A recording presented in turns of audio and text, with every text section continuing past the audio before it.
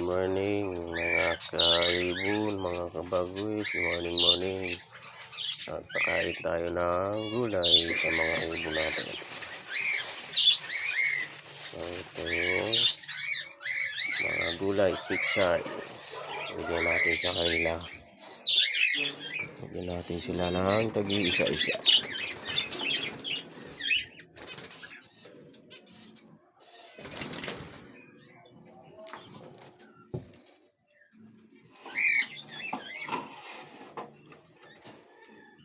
Ito, mabas na yung mga inakay.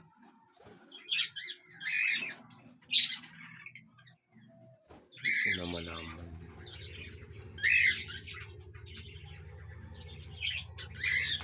Ito palo. Tignan natin. Yun. Yan lang po. Salamat.